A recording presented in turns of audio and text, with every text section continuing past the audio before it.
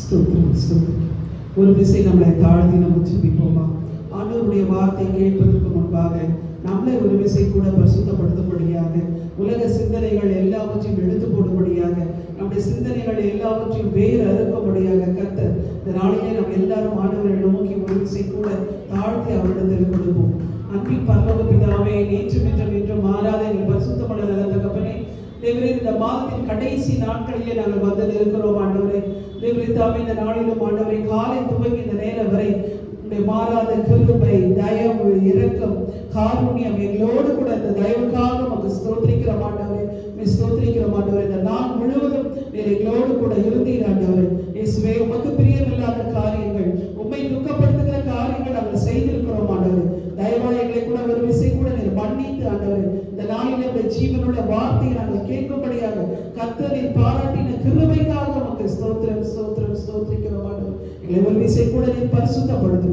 உங்களுடைய வாயின் வார்த்தைகளும் இருதயத்தின் தியானமும் உடைய சமூகத்தில் பிரீதியா இருக்க கர்த்தர் நீர் உதவி செய்தல வேண்டுமாறு ஜெபிக்கிறோம் ஆண்டவரே. நீர் மாத்திரம் மகிமைப்படட்டும் ஆண்டவரே. நீர் மாத்திரம் மகத்துவத்துக்குரியவர், நீர் மாத்திரம் சர்வ வல்லவர் ஆண்டவரே. நீர் மாத்திரமே கர்த்தாவை துதிக்கப்படத்தக்கவர் ஆண்டவரே. நீர் மாத்திரமே ஆண்டவரை புகழப்படத்தக்கவர் ஆண்டவரே. எல்லாவற்றுடைய கரத்திலே ஒப்படைக்கிறோம் ஆண்டவரே. தேவையில்லாத சிந்தனைகளை வெளியிலே போகாதபடிக்கு உடைய வார்த்தைகளுக்கு கர்த்தாவை நாங்கள் ஆண்டவரே, உடைய வார்த்தைகள் புடமிட்டப்பட்ட வார்த்தைகள், உடைய வார்த்தைகள் காதேஸ் வனாந்தரத்தை அதிரப்படும் என்று சொல்வது போனார்கள். உடைய வார்த்தை மான்களை ஈனப்படும் என்று சொல்வது போல கர்த்தாவே, அதை அசட்டை பண்ணாதபடிக்கு ஆண்டவர் அதை உட்கொள்ள கர்த்தர் எங்களுக்கு கிருபை செய்தல்ல வேண்டுமாறு இன்ப கர்த்தர் இயேசு கிறிஸ்துவின் நாமத்தினாலே வேண்டிக் கொள்கிறோம் பிதாவே. ஆமென் ஆமென். கர்த்தருடைய பரிசுத்த நாமத்துக்கு ஸ்தோத்திரிக்கிறோம். இந்த நாளிலும் இப்படிப்பட்ட வாய்ப்பினை அளித்த அந்த போதகர்களுக்கும் சிஸ்டர் சந்தியாவுக்கும் இயேசுவின் நாமத்தினாலே வாழ்த்துக்களை தெரிவித்துக் கொள்கிறேன். எல்லாவற்றுக்கும் மேலாக அவருக்கே துதியும் கனமும் மகத்துவத்தையும் செலுத்துகிறோம். இப்போ இந்த 9 மாதங்களை நம்ம என்ன செஞ்சிட்டோம், கடந்து வந்துட்டோம். எல்லாருடைய ஜபங்கள் சாட்சிகளை பார்க்கும்போது நம்ம 9 மாதத்தை கடந்து வந்துட்டோம் சொல்றோம் இல்லையா? ஆனா இன்னும் கடக்க வேண்டிய தூரம் நமக்கு வெகு தூரமா இன்னும் இருக்கு. அதுக்கு கர்த்தர் சொல்ற வார்த்தை என்னன்னா, இன்னைக்கு காத்திரு. என்ன சொல்றாரு?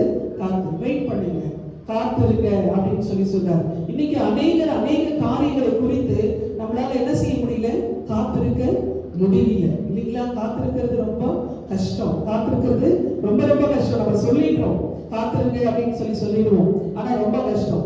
அந்த நாள் எல்லாம் பார்க்கும் போதீங்கன்னா, ஒரு போஸ்ட்மேன் வந்தாங்கன்னா நிறைய பேர் என்ன பண்ணுவாங்க தெரியுமா? என்னுடைய மகன் மணி ஆர்டர் அனுப்பிக்கிறானா, இதெல்லாம் லெட்டர் போட்டுக்கிறானா போயிட்டு என்ன பண்ணுவாங்க, காத்துக்கிட்டு இருப்பாங்க.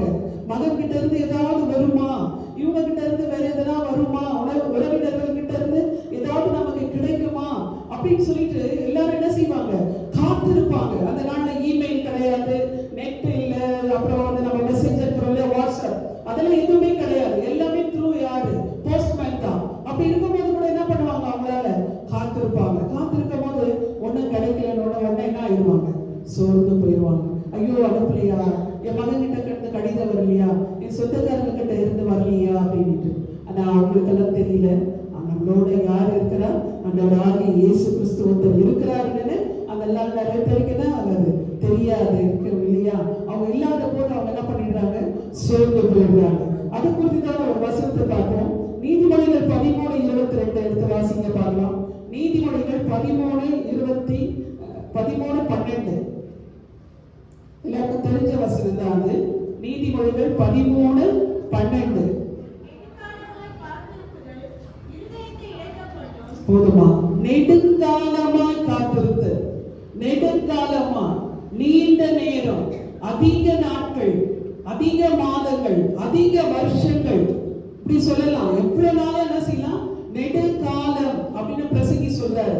அந்த மாதிரி எவ்வளவு நாள் காத்திருந்தாலும் அது என்ன செய்யுமாமா, இருதயத்தை என்ன செய்யும், இழைக்கப்படும்.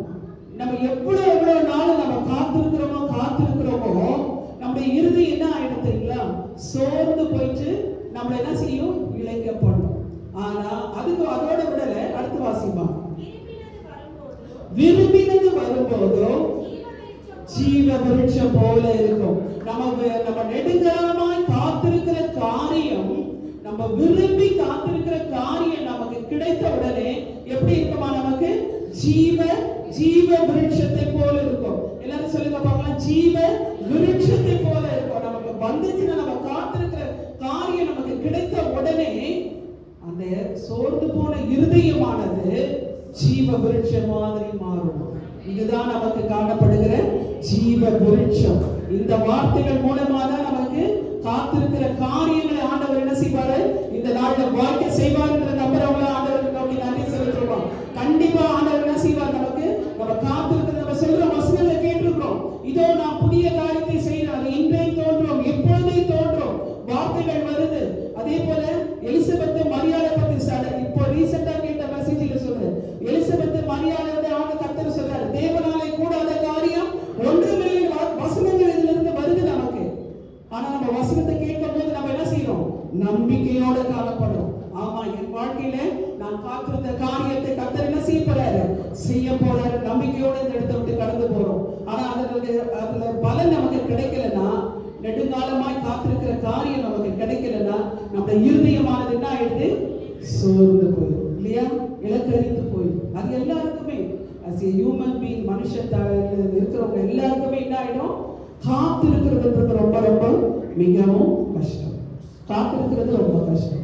ஆனா வேதத்துல பாருங்க, சில பேர் காத்திருந்தாங்க, அதனால அவங்க பெற்ற நன்மைகளை இந்த நாள்ல நம்ம என்ன செய்ய போறோம், பார்க்க போறோம். முதலாவது உங்களுக்கு தெரிந்த ஆதியாகமம் 12:1-3 வசனங்களை வாசிப்போம்.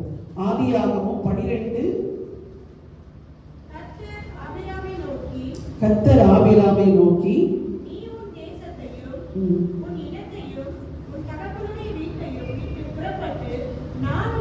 நல்ல அப்பா அம்மா கூட இருக்கிறார் ஆபிராம். அவரை பார்த்து சொல்றாரு, நீ உன் தேசத்தையும் உன் இனத்தையும் விட்டு என்ன செய், புறப்பட்டு போங்க. பாருங்க எப்படி இருக்கும், எல்லாத்தையும் இருக்கும் போது நீ புறப்பட்டு போன்னு சொல்றாரு. சொல்லிட்டு அடுத்த வசனம் வாசிமா, நான் உன்னை பெரிய ஜாதியாக்கி உன்னை ஆசீர்வதித்து உன் பேரை என்ன செய்வேன், பெருமைப்படுத்துவேன். நீ எப்படிப்பட்டதா இருப்ப, ஆசீர்வாதமா இருப்பான்னு சொல்லிட்டு 4வது வசனம் வாசிங்கம்மா. கர்த்தர் ஆபிராமுக்கு சொன்னபடியே ஆபிராம் என்ன செஞ்சாரு, அந்த இடத்தை விட்டு புறப்பட்டு போனாரு. ஓகே, எத்தனை வயசுங்க, 75 வயசுல கர்த்தர் ஆபிராமை பார்த்து சொல்றாரு, உன் தேசத்தையும் உன் இனத்தையும் உன் தகப்பன் வீட்டையும் விட்டு என்ன செய், புறப்பட்டு போ. நான் உன்னை என்ன செய்ய போறேன், பெரிய ஜாதியாக போறேன், உன் பேரை பெருமைப்படுத்துவேன், நீ ஆசீர்வாதமா இருப்பாய், பூமியில் உள்ள வம்சங்கள் எல்லாம் உன்னால் ஆசீர்வதிக்கப்படும் எல்லாம் சொல்லிடுறாருங்க. எத்தனாவது வயசுல சொல்லிடுறாரு, 75 வயசுல சொல்லிடுறாரு. ஆனா அவர் சொன்ன வாக்குத்தத்தம் எப்பங்க நிறைவேறிச்சு, எத்தனாவது வயசுல நிறைவேறிச்சது, 100 வயசுல தான் நிறைவேறிச்சு. அப்போ ஆபிரகாம் எத்தனை வருஷம் வரைக்கும் காத்திருந்தார், யோசித்து பாருங்க. 25 வருஷம் காத்திருந்தார். 25 வருஷம் காத்திருந்தார். ஆண்டவர் வாக்குத்தத்தத்தை கொடுத்துட்டாருங்க நமக்கு. ஆனா நம்மளால என்ன செய்ய முடியல, அதை சுதந்திரிக்க நம்மளால என்ன செய்ய முடியல, காத்திருக்க முடியல. நம்மளால என்ன செய்ய முடியல, காத்திருக்க முடியல. ஆனா ஆபிரகாம் கிட்ட இருந்து கத்துக்கிட்டது காரியம் என்னன்னா, ஒரு கீழ்ப்படிதல். ஆபிரகாம் என்ன செஞ்சுட்டாரு, கத்துக்கிட்டாரு இல்லையா. ஆபிரகாம் நமக்கு இந்த இடத்துல இருந்து வர வார்த்தைகளை நம்ம உண்மையாகவே அதை நம்ம என்ன பண்ணணும், நம்முடைய வாழ்க்கையில நம்ம அதை எடுத்துக்கொள்ளப்படும் போது கர்த்தர் கண்டிப்பா நம்முடைய கீழ்ப்படுதலை காண்கிற தேவனா இருக்கிறார். நீங்க அதுக்கு அடுத்த அதிகாரத்துல இருந்தெல்லாம் பாத்தீங்கன்னா 13ஆம் அதிகாரத்துல 15-16 வசனத்துல மறுபடியும் சொல்லுவாரு, நான் உன்னை என்ன செய்வேன், பூமியின் தூளை போல பெருக பண்ணுவேன், நீ வடக்கையும் மேற்கையும் கிழக்கையும் தெற்கையும் பரம்புவாய்வர். ஆனா சொன்ன வாக்குத்தத்தை என்ன செய்யணும், வரல. ஆனா கூட்டு கூட்டு காட்டுறாரு. அடுத்தது பாத்தீங்கன்னா இன்னொரு அடுத்த அதிகாரத்துல 15ஆம் அதிகாரத்துல பாத்தீங்கன்னா மேல பார்க்க சொல்வார், நீ வானத்து நட்சத்திரங்களை பார், கடற்கரை மணலை பார், இப்படியாக உன்னுடைய ஜாதியை என்ன செய்வேன், நான் வளர்ப்பேன்.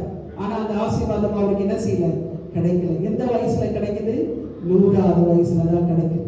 100 வயசுல கிடைக்கும் போது கர்த்தர் என்ன பண்ணாரு, அந்த ஆபிரகாம மாத்தி, நீ திரளான ஜாதிகளுக்கு நீ என்னவாக, தகப்பனாவே. ஆபிரகாமா இருந்தவர்களுடைய கீழ்ப்படிதலை பார்த்து கர்த்தர் நெடுங்காலமாய் வாக்குத்தத்தங்கள் வந்தாலும் அதை நிறைவேற வரைக்கும் என்ன செஞ்சார், பொறுமையா இருந்தார். கர்த்தர் சொல்லிட்டாருங்க, இதோ நான் புதிய காரியத்தை செய்கிறேன் சொல்லிட்டார். நம்ம விசுவாசிக்கணும், நம்ம எடுத்துக்கொள்ளணும். ஆண்டவரே இந்த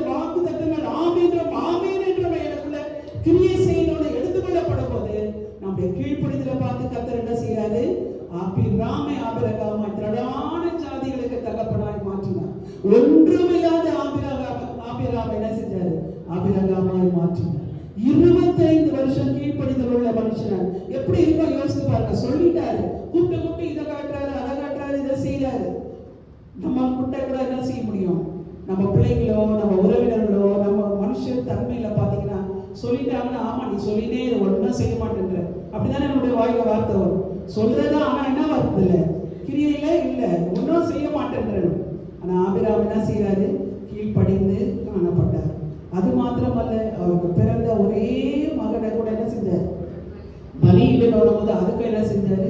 கீழ்ப்படிந்தார். கீழ்ப்படியும் போதுதான் கர்த்தர் சொல்றார், உன்னுடைய உண்மையை நான் என்ன செய்யறேன். இன்னைக்கு எத்தனை பேர் நீங்க எதுக்காக காத்திருக்கிறீங்களோ, உங்களுடைய கீழ்ப்படிதலை உண்மையை கர்த்தர் காண்கிற தேவனாக இருக்கிறார். அதற்காக நீங்கள் என்னென்ன முயற்சி எடுக்கிறீங்களா? நீங்க அதுக்கு நாமளே பிரயாசப்பட்டு பார்க்கலாம், நம்மளே தண்டு வலிச்சு பார்க்கலாம் நினைக்கிறீங்களா? இல்ல ஆண்டவருடைய வார்த்தைக்கு நம்ம கீழ்ப்படுகிறோமா? ஆண்டவருடைய சொந்த காரியங்களை நம்ம அதுக்கு ஒபே பண்றோமா? அதுக்கு செவி சாய்க்கிறோமா? ஆண்டவரே ஆபிரகாமுக்கு சொன்னது போல இந்த வார்த்தைகள் ஆபிரகாம் என்ன பண்ணாரா? தேவனோடு உடன்படிக்கை பண்ணி கொண்டார். நடுவில் 17ஆம் அதிகாரத்துல பாத்தீங்கன்னா, அவர் தேவனோடு என்ன செஞ்சாரா? உடன்படிக்கை பண்ணிட்டார். எப்படின்னா, ஆண்டவரே உனக்கும் எனக்கும் என்ன செய்யணும்? நம்ம உடன்படிக்கை பண்ணி கொள்ளலாம். நம்ம ஆண்டவரோடு உடன்படிக்கை பண்ணும்போது தடைப்பட்ட காரியங்களை கர்த்தர் என்ன செய்வாரு? வாய்க்க செய்வார். அந்த காத்திருக்கல ஆபிரகாம் காத்திருக்கல, ஒரு கீழ்ப்படிதல உண்மையை கர்த்தர் என்ன செஞ்சாரு? பார்த்தார். அதனாலதான் திரளான ஜாதிகளுக்கு தகப்பனார் மாற்றம். இந்த நாள்ல நம்மளை பார்த்து கர்த்தர் சொல்றார், நீங்க எந்த காரியத்துக்காக நீங்க அதிக நாளாக காத்திருக்கிறீங்களோ அந்த காரியத்துல நீங்க உண்மையோட கீழ்ப்படிதலோட காணப்படும் போது கர்த்தர் நம்மளை என்ன செய்வாரு? அதிக ஆசீர்வாதத்தினால திரளான காரியங்களாக நம்ம பெற்றுக்கொள்ளும்படியாக கர்த்தர் நம்மளை என்ன செய்வாரு? வர்த்திக்க பண்ணுவார். எத்தனை பேர் நம்புறீங்களா? கண்டிப்பா ஆண்டவருடைய வார்த்தை வர்த்திக்க செய்வார். நம்மளை ஆபிரகாம் திரளான ஜாதிகளுக்கு தகப்பனார் மாற்றினார். நம்மளுடைய உண்மையும் கீழ்ப்படிதலை பார்த்து கர்த்தர் சீக்கிரமாவே நம்முடைய காரியங்களை என்ன செய்வாரு? வாழ்க்கை செய்வார், வர்த்திக்க பண்ணுவார். அடுத்ததாக ஒரு நபரை பத்தி பார்ப்போம். யாக்கோப்புல பாத்தீங்கன்னா, யாக்கோப்பு 31ஆம் அதிகாரம் 7வது வசனம் வாசிக்கிறீங்களா? யாக்கோப்பு 31ஆம் அதிகாரம் 7வது வசனம். ஆதியாகமம் 31 7ஆம் அதிகாரம் 7வது வசனம்.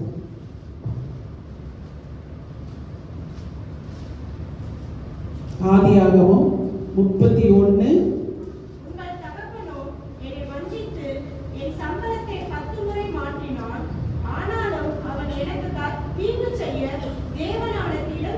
ஆமா, இங்க யாக்கோப்பு அவனுடைய மனைவிகளை பார்த்து சொல்றாரு. ஏன்னா யாக்கோப்பு அண்ணனுக்கு பயந்து புறப்பட்டு போகும்போது கர்த்தர் அவனுக்கு தரிசனமாகி சொல்லுவார், நீ போகும் முன்னமெல்லாம் நான் உன்னோடு கூட இருந்து மறுபடியுமாக இந்த இடத்துல என்ன செய்வேன்? நான் திரும்பி வர பண்ணுவேன் சொன்ன கர்த்தர். ஆனா யாக்கோப்பு என்ன பண்ணிட்டார் தெரியுங்களா? அங்க போன உடனே ஆதியாகமம் 29ஆம் அதிகாரம் 18வது வசனம் வாசிங்க. இந்த யாக்கோப்பு என்ன பண்றாரு பாருங்க. ஆதியாகமம் 29:18. யாக்கோபு ராகேல் பேரில் பிரியப்பட்டு, ஆமென், இளைய குமாரத்தியாகிய ராகேலுக்காக உம்முடைய 7 வருஷம் வேலை செய்கிறேன். உம்மிடத்தில் என்ன செய்றேன்? 7 வருஷம். இந்த மனுஷன் பாருங்க, ஒரு மனைவிக்காக, அவருடைய திருமணத்துக்காக எத்தனை வருஷம் காத்திருக்கிறாரு? 7 வருஷம். அவரு பிரியப்பட்ட ராகேலுக்காக 7 வருஷம் என்ன செய்யறாரு? காத்திருக்கிறாரு. ஆனா கிடைச்சிச்சா? கிடைக்கல இல்லையா? அதே அதிகாரத்துல 20வது வசனம் வாசிங்க. அந்தபடியே யாக்கோபு ராகேலுக்காக 7 வருஷம் வேலை செய்தார். மறுபடியும் எத்தனை வருஷம் வேலை செய்யறாரு? 7 வருஷம். முதல்ல 7 வருஷம் ராகேலுக்காக இருந்தாரு. ஆனா லேயால கொடுத்துட்டாரு அவங்க மாமனாரு. மறுபடியும் 7 வருஷம். மொத்தம் எத்தனை வருஷங்க? 14 வருஷம் ஒரு மனைவிக்காக என்ன செய்யறாரு? இந்த யாக்கோபு காத்திருக்கிறாரு. யோசித்து பாருங்க. ஆபிரகாம் ஆண்டவருடைய வார்த்தைக்காக காத்திருந்தாரு, கீழ்ப்படிந்தாரு, உண்மையா இருந்தாரு, ஆண்டவர் அவரை வர்த்திக்க செய்தார். ஆனா ஆபிரகாமுடைய தேவன், ஈசாக்கின் தேவன், யாக்கோபின் தேவன் யாக்கோபு என்ன செய்யல? அவரு விடல. ஏன்னா முற்பிதாக்களின் தேவன் ஆபிரகாமுக்கு சொன்ன வாக்குத்தத்தம் நிறைவேறின ஒரு மனைவிக்காக எத்தனை வருஷம் காத்திருந்தாரா? 14 வருஷத்துக்கு அடுத்ததுதான் அவருக்கு பிரியமான மனைவி. அதே போல 30வது வசனத்துல சகோதரி வாசது போல 10 முறை அவங்க லாபான் என்ன பண்ணிட்டாரு? அவருக்கு மாத்தி மாத்தி என்ன பண்ணாரு, கொடுத்தாரு. எவ்வளவு காரியம் பாருங்க. ஆனா யாக்கோப்புக்கு கர்த்தர் தரிசனமாய் சொன்னார், நீ என்ன பண்ணி இந்த இடத்துல இருந்து போகும்போது மறுபடியுமாக நீ போகிற இடமெல்லாம் நான் உன்னோடு கூட இருந்து மறுபடியுமாக இந்த தேசத்துக்கு என்ன செய்வேன், திரும்பி வர பண்ணுவேன்னு சொல்றாரு. அதற்காக காத்திருந்தார். இந்த நாளில் நம்ம கூட காத்திருக்கிறோம். ஆண்டவராகிய இயேசு கிறிஸ்து வருகிறதுக்காக நம்ம என்ன செய்யறோம், காத்திருக்கிறோம். மணவாளனாகி அவர் வரும்போது யாக்கோப்பு தன்னுடைய மனைவிக்காக காத்திருந்தது போல நம்ம இந்த நாள்ல ஆண்டவர் மணவாளனாய் வரும்போது மணவாட்டிகளாக நம்ம என்ன செய்யறோம், காத்திருக்கிறோம். அவருக்காக காத்திருக்கிறோம். கர்த்தர் சொல்றாரு, இன்னும் அநேக வாசஸ்தலங்கள் உண்டு, உங்களுக்காக என்ன பண்ற ஒரு ஸ்தலத்தை நானே ஆயத்தம் பண்ணியிருக்கிறேன். நான் வந்து உங்களை என்ன பண்ணுவேன், நானே அழைச்சிட்டு போவேன்னு சொல்றேன். அதுக்காக காத்திருக்கிறவங்க கத்திருக்கிற ஆண்டை செல்வோமா, இயேசு வரும்போது நம்ம மனவாட்டிகளாக அவருக்கு என்ன செய்ய போறோம், எதிர்கொண்டு போக போறோம். பாருங்க என்ன மாதிரி ஒரு வார்த்தைகள் இல்லையா. ஒரு உலக பிரகாரமான ஒரு மனைவிக்காக ஒரு 14 வருஷம் காத்திருந்தார். 19 சம்பளத்தை மாத்தினாரு. ஆனாலும் நம்முடைய ராஜாவாகிய இயேசு வரும்போது மணவாளனாய் வரும்போது மணவாட்டியாய் நம்ம எதிர்கொண்டு வரதான் நம்ம ரிசி வைப்போம். காத்திருக்கிறோம். சொல்லு போகாதீங்க, காத்திருங்க. கர்த்தர் வரும். சில நேரத்தில் நினைக்கலாம், ஏன்னாண்டா தாவே இந்த மாதிரி உபதிரவங்கள் பாடு, நீ சீக்கிரம் வந்துட்டீங்கன்னா நம்ம என்ன பண்ணிடலாம், அப்படியே போயிடலாமே, இந்த உபதிரவ பாடுகள்லாம் இருக்காதே நினைக்கிறோம். ஆனா என்ன செய்யறாரு, நீடிய பொறுமை உள்ளவரை அவர் என்ன செய்யறாரா இருக்கிறாரா. எல்லாரும் மனம் திரும்ப வேண்டும் என்று அவர் எப்படி இருக்கிறாரு, நீடிய பொறுமை உள்ளவரா இருக்கிறார். நமக்கு தான் என்ன இல்லாம போயிடுது, பொறுமை காத்திருக்க முடியல. அதிக நாள் நெடுநாளாய் காத்திருப்பது இருதயத்தை, நம்மளுடைய இருதயத்தை என்ன செய்யுது, இழைக்க பண்ணி சில பேர் என்ன பண்றாங்க, விசுவாசத்தை விட்டு விலகி போயிடுறாங்க. இயேசு வருகிறார் இன்னும் வரலையேன்னு சொல்லிட்டு என்ன பண்றாங்க, நம்பிக்கை இல்லாம போயிடுறோம். ஏன்னா அவரால காத்திருக்க முடியல. அவரால் ஆண்டவருடைய வருகைக்கு என்ன செய்ய முடியல, காத்திருக்க முடியல. இன்னும் வராருன்றாங்க. இன்னும் என்னுடைய சூழ்நிலை மாறலையே, நான் 25 வருஷம் ஆயிடுச்சு. இவரோட ஆபிரகாம் யோசித்திருக்கலாம், 25 வருஷம் ஆயிடுச்சு ஆண்டவர் சொல்லி, ஆனா ஆசீர்வாதம் நடக்கலையே நினைச்சிருக்கலாம். ஆனா கர்த்தர் என்ன செஞ்சாரு, கீழ்ப்படிதல உண்மையை பார்த்து மாத்தினார். அதே போல இந்த நாளிலே நம்முடைய விசுவாசத்தை பார்க்கிறார். அவர் வரும்போது அவர் எப்படி இருக்கிறாரோ அப்படியே நம்ம என்ன செய்ய போறாரு, அழைத்து கொண்டு செல்ல போகிறார். யாக்கோப்பை பார்த்து ஒரு வசனம் சொல்றாரு, ஏசாயா 43, இந்த வசனம் எனக்கு ரொம்ப பிடிக்கும். ஏசாயா 43 1வது வசனம். நம்மளை பார்த்து சொல்றாரு, இந்த நாள்ல அவர் வரும்போது மணவாட்டியா நம்ம எதிர்கொண்டு போறோம் இல்லையா. அப்ப சொல்றாரு பாருங்க, ஏசாயா 43:1, இப்பொழுதும் யாக்கோப்பே, நம்மளை பார்த்து சொல்றாரு, இப்பொழுதும் யாக்கோப்பே. யாக்கோப்பேனா என்ன அர்த்தம், யாக்கோப்பேனா என்ன மீனிங், எத்தன், ஏமாற்றுக்காரன் இல்லையா. இப்பொழுதும் யாக்கோப்பே நம்மளை ஒவ்வொருவரையும் பார்த்து சொல்றாரு, நம்மளை பர்சனலா சொல்றாரு. படிமா, நம்மளை சிருஷ்டித்தவர் யாருங்க, அவர்தான். நம்மளை சிருஷ்டித்தவர் யாரு, அவர்தான். நம்மளை சிருஷ்டித்தவர் அவர். யாக்கோப்பை சிருஷ்டித்த தேவன், நம்மளே சிருஷ்டித்த தேவரா சொல்லுமா. ஆனா ஆபிரகாமை திரளான ஜாதிகளுக்கு தகப்பனாய் மாற்றினது போல யாக்கோப்பா இருந்த எத்தனாய் இருந்த யாக்கோப்பை எப்படிமா மாற்றினாரு, இஸ்ரவேலாய் மாற்றினார். இஸ்ரவேல் தேசத்துக்கு வரும்படியாக யாக்கோப்பை என்ன செஞ்சாரு, மாற்றினார். வாசிமார் இல்லம்மா, அதுலயே வாசிமா. இப்பொழுது மறுபடியும் வாசிமா. இப்பொழுது யாக்கோப்பே உன்னை சிருஷ்டித்தவர், இஸ்ரவேலே உன்னை உருவாக்குகிறவர். இஸ்ரவேலா நம்ம மாறணும்னா நம்ம என்ன செய்யணும், உருவாக்கப்பட வேண்டும். நம்ம உருவாக்கப்பட்டாதாங்க நம்ம நல்லது, உருவாக்கப்பட வேண்டும். அப்பதான் மணவாளனாகி வரும்போது மணவாட்டியாய் நம்மை எதிர்கொண்டு போக நம்ம என்ன செய்ய முடியும், ஆயத்தமாக முடியும். யாக்கோப்பு நம்ம எல்லாரும் யாக்கோப்பா இருந்தோம். ஒரு நாள் யாக்கோப்பா இருந்து கொண்டு இருக்கிறோம். நம்மளை சிருஷ்டித்தாரு. ஆனா இஸ்ரவேலா மாறுறதுக்கு நம்ம என்ன செய்ய வேண்டியதாக, உருவாக்கி கொண்டு வருகிறார். நம்ம ஒவ்வொருவரையும் உருவாக்குறாருங்க. மனவாட்டியாய் வருகிறதுக்கு கர்த்தர் நம்ம என்ன செய்யறாரு, உருவாக்குகிறார். அந்த உருவாக்குதல், அந்த 14 தடவை எப்படி யாக்கோப்பு அந்த மனைவிக்காக காத்திருந்தாரோ, இந்த நாள் நம்ம உருவாக்கி கொண்டு வருகிறார். நம்ம காத்திருக்கிறோமா, சோர்ந்து போகிறோமா நினைக்காதீங்க, மறந்துடுங்க. யாக்கோப்பை நினைச்சு கொள்ளுங்க, கர்த்தாவே நீர் என்ன செய்றீர், உருவாக்கி கொண்டு வருகிறீர். என்ன செய்றீர், உருவாக்குகிறீர் வருகிறீர் ஆண்டவரே. ஹல்லேலூயா, ஹல்லேலூயா. அவர் வரும்போது நம்ம எப்படி யாக்கோப்பா இருந்து நம்மளை உருவாக்குகிற தேவன் அவர். அதுக்குதான் சொல்லுவாரு, நீ போய் குயவன் கையில போய் பாரு. ஆனா அதுக்கு முன்னாடியே சொல்றாரு, நான் உன்னை உருவாக்குறேன்ப்பா. ஒவ்வொருவரையும் நம்மளை உருவாக்குறாரு. இன்னும் நம்ம பரிசுத்தமா ஆகலையே, இன்னும் நம்ம தகுதி ஆகலையே, மணவாளன் வரும்போது மணவாட்டினுடைய ஸ்தானத்துல நம்ம இல்லையே, இன்னும் அவருக்கு வேண்டிய அந்த வஸ்திரம் நம்ம அறியாம இருக்கிறோமே, அவருக்கு வேண்டிய அந்த குணங்கள் நம்ம இடத்துல இல்லாத இருக்குதே. எல்லாவற்றையும் நம்ம என்ன செய்யறாரு, உருவாக்கி உருவாக்கி உருவாக்கி இருக்கிறார். இஸ்ரவேலாய் மாற்றுகிறதுக்கு உருவாக்குகிறார். இஸ்ரவேல் தேசத்தாக யாக்கோபு என்ன செஞ்சாரு, மாற்றினார். எவ்வளவு பெரிய தேவன் பாருங்க, எவ்வளவு பெரிய தேவன் ஆண்டவர் செய்தார். அதுக்குதான் சொல்லியிருக்கிறது, ஆகையால் மேகம் போன்ற எபிரேயர் 12:1 இத்தனை திரளான சாட்சிகள், இத்தனை திரளான சாட்சிகள் இருக்குங்க.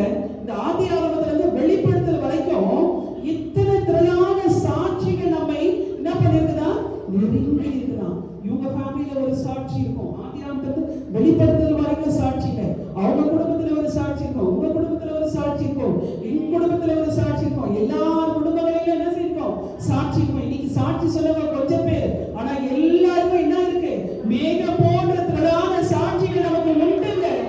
ஏன் நம்ம நிகழ்ந்து போயிடும்? அதுக்குதான் சொல்றாங்க, நீ பயப்படாதே, உன்னை நான் என்ன செஞ்சேன், வீட்டுக்கு கொண்டேன், உன்னை பேர் சொல்லி என்ன செஞ்சிருக்கிறேன், நீ அழைத்திருக்கிறேன், நீ என்னுடையவன். நீ யாரு, நீ என்னுடையவன். நீ ஏன் சோர்ந்து போற? இவ்வளவு சாட்சிகள் இருக்கு, உன்னுடைய வாழ்க்கையிலும் சாட்சிகள் இருக்கு. நெடுநாளே காத்திருக்கிறேன்னு சோர்ந்து போறியா? விரும்பினது வரும். எப்போ வரும்னா, கீழ்ப்படிந்து உண்மையா இருக்கும் போது, நம்மளை உருவாக்கும் போது கர்த்தர் நம்மளுக்கு என்ன செய்யப்படுறாரு, நம்மளுக்கு விரும்புகிறாரு, கர்த்தர் என்ன செய்யப்படுறாரு, வரப்போகிறார்.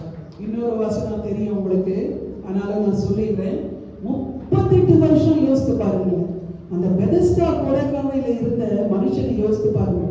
38 வருஷங்க. சில பேருக்கு வயசே அவன் இருக்காதுன்னு நினைக்கிறேன் இல்லையா? எடுத்து வாசிங்க, யோவான் 5ஆம் அதிகாரத்தை எடுத்து வாசிங்க. 5:5 வாசிங்க. 38 வருஷம் வியாதி கொண்டிருந்த ஒரு மனுஷன் அங்கே இருந்தான். படுத்திருந்த அவனை இயேசு கண்டு, அவன் வெகுகாலமாய் வியாதித்தன் என்று அறிந்து அவனை நோக்கி, சொஸ்தமாக வேண்டும் என்று விரும்புகிறாயா என்று கேட்டார். எத்தனை வருஷங்க? 38 வருஷம். யோசித்து பாருங்க. அந்த குளத்துல அதுக்கு முன்னாடி வசனம் சொன்னோம், சில சமயங்களில் தேவ தூதன் வந்து அந்த குளத்தினுடைய தண்ணீர் என்ன செய்வாரா, கலக்குவாரா. சில சமயங்கள்ல தான், டெய்லி நடந்திருக்குதுன்னு வச்சுக்கோங்க. அப்ப என்ன பண்ணியிருக்கலாம், இந்த இவர் போயிட்டு என்ன பண்ணிருக்கலாம், அந்த குளத்துல பண்ணியிருந்திருக்கலாம் இல்லையா, அந்த பெதஸ்தா குளம் கரையில இருக்கும். ஆனா சில நேரத்துல தான் வரும். அந்த மாதிரி டைம்ல இவரை கொண்டு போய் விடுகிறதுக்கு என்ன இல்லையா, யாருமே. இன்னைக்கு நம்ம அப்படி இருக்கிறோமா? இவ்வளவு சாட்சிகள் நமக்கு இருக்கு. மேகம் போன்ற சாட்சிகள் இருக்கு, ஆபிரகாமை போன்ற சாட்சிகள் இருக்கு. ஆபிரகாம் என்ன பண்றாரு, என்னுடைய மகனை உயிரோடு எழுப்புவாருன்னு சொல்லிட்டு பலியில தைரியமா போறாருங்க. தானியேல் பார்க்கிறோம், எல்லாவற்றிலும் இருந்த போதிலும் என்ன செய்யறாரு, முன்பு செய்து வந்தபடியே பண்றாரு. அதே போல அனனியா, ஆசரியா, மிசால் என்ன பண்றாங்க, தைரியமா போய் அந்த நெருப்புல போடுறவங்க கூட தைரியத்தோட இருக்கிறாங்க இல்லையா? அவங்களாம் விட்டு பின்வாங்கி போயிட்டாங்க. இவ்வளவு சாட்சிகள் இருந்தாலும் நம்ம என்ன பண்ணிடணும், இவ்வளவு நாள் நம்ம காத்திருந்தோமே, நமக்கு ஒண்ணுமே கிடைக்கலையே, என்னுடைய பலவீனம் மாறலையே, என்னுடைய சோர்வினங்கள் மாறலையே, இத்தனை வருஷம். ஆனா இன்னைக்கு நல்ல சாட்சிகளை கேட்டோம். கல்லுகள் இயேசுவின் நாமத்தினால் என்ன செய்யும், கரைந்து போகும். எல்லா கல்லுகளும் கரைந்து போகும். இன்னும் எத்தனை பேர் கேட்டாலும் எல்லாருக்கும் கல்லுகள் இருக்கும். எல்லாம் என்ன ஆயிடுது, வெளியில இருக்கிற கல்லெல்லாம் நம்ம உடம்புல வந்துட்டு போகுது. கர்த்தர் எல்லாவற்றுக்கும் என்ன செய்வார், இந்த நாள்ல சுகத்தை தரப்போகிறார். எப்படி பெதஸ்தா குளக்கரையில 38 வருஷமா இருந்தாலும் என்னென்ன பலவீனங்கள் நம்முடைய சரீரங்களை ஆட்கொண்டு இருக்கிறதோ, காத்திருக்கிறீங்களா? இந்த பலவீனம் எனக்கு இன்னும் மாறலையே, இந்த சுகவீனம் என்னை விட்டு போக மாட்டேன்னு காத்திருக்கிறோமா? நம்ம உறவினர்களுக்காக, நம்ம பெற்றோர்களுக்காக, வேற யாருக்காக இந்த நாளில் நம்ம ஜெபித்து கொண்டு வருகிறோமோ? இயேசு அவனை கண்டு அவன் வெகு காலமாய் வியாதியஸ்தன் என்றார். யோசித்து பாருங்க, அவன் கொண்டு போய் விடுகிறது கூட என்ன இல்லையாங்க, யாரும். அதுதான் ஒரு பரிதாபமான நிலை. கொண்டு போய் விடுகிறதுக்கு யாருமே இல்லையா. 38 வருஷம். ஏன்னா சில சமய கலக்கிறதுனால ஒருவேளை எல்லாம் ஓடுவாங்க போல இருக்கு. ஓடி போய் யார் முந்தி விடுறாங்களோ அவங்க சொகன் சொன்னதுனால எல்லாம் என்ன செய்வாங்களா, முதல்ல போயிட்டு என்ன செய்வாங்க, விழுவாங்க போல இருக்கு. இந்த நாட்டை பார்த்தோம் இல்லையா, ஒரு மனுஷனை பார்க்க போய் 49 உயிர் என்ன ஆயிடுச்சு, காரியங்கள் நடக்காது. இயேசுவை பார்த்து வந்தாங்கன்னா சுகம் பெற்றுதான் என்ன செய்ய முடியும், போக முடியும். அவரை பார்க்கும்போது ஒண்ணுமே இல்லைன்னு தெரிஞ்ச நேரத்துல இயேசு அவரை கண்டு அவன் வெகு காலமாய் வியாதிச்சு.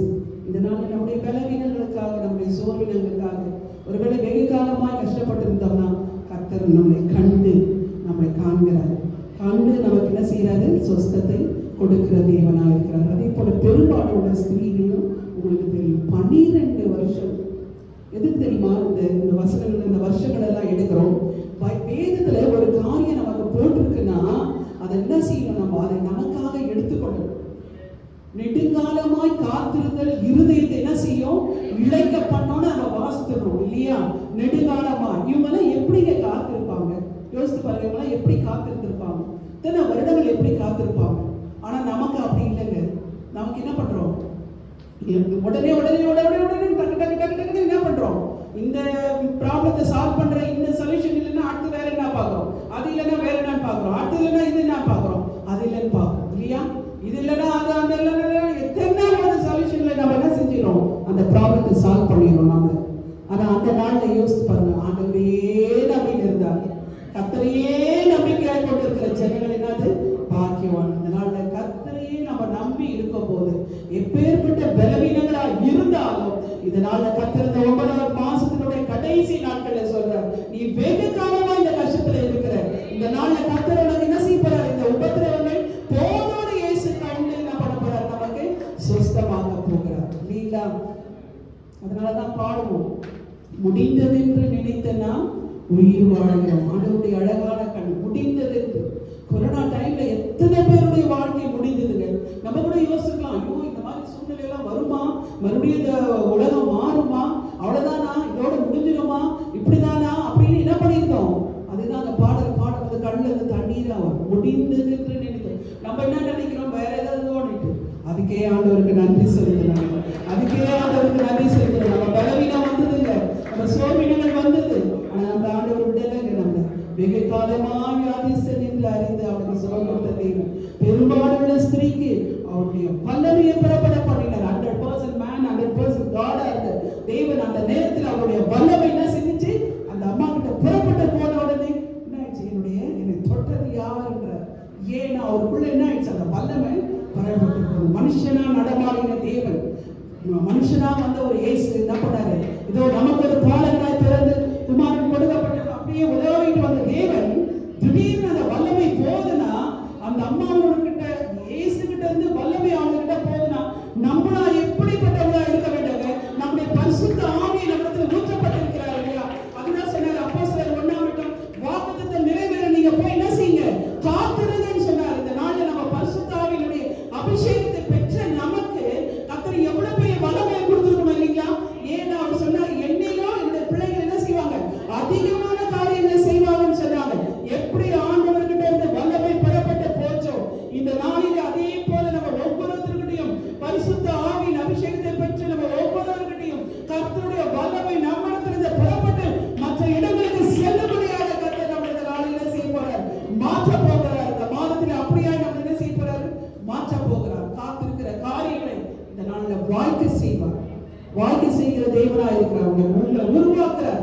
நீங்க நினைப்பீங்க, என்ன இன்னும் காத்துட்டே காத்துட்டே காத்துட்டே இருக்கிறோம், நடைபெறவில்லை. உங்களை உருவாக்குறார் இல்லையா, உங்களை உருவாக்குகிற தேவனா இருக்கிறார். அதனாலதான் ஏசாயா 40:31 கர்த்தருக்கு காத்திருக்கிறவர்களோ புது பலன் அடைந்து. யாருக்கு காத்திருக்கணும், கர்த்தருக்கு காத்திருக்கிறவர்களோ. கர்த்தர் சொன்ன இந்த நியமங்களையும் கட்டளைகளுக்காக நம்ம காத்திருக்க போது எல்லா விதமான காரியங்களையும் ஆசீர்வாதத்தையும் யாக்கோபை போல நம்ம உருவாக்குகிற தேவன், ஆபிரகாமை போல திரளான காரியங்களை நம்மளுக்கு என்ன செய்வாரு, ஆசீர்வாதமா மாற்றுகிற தேவன்.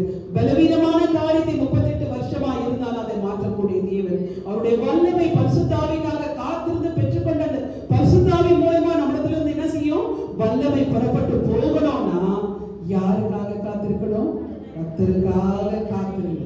கர்த்தருக்காக காத்திருங்க.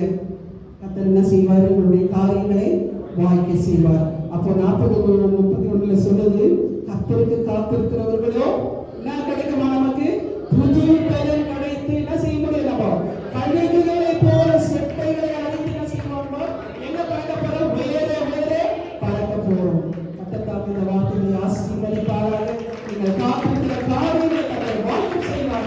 அவருடைய துதியை கடவுள்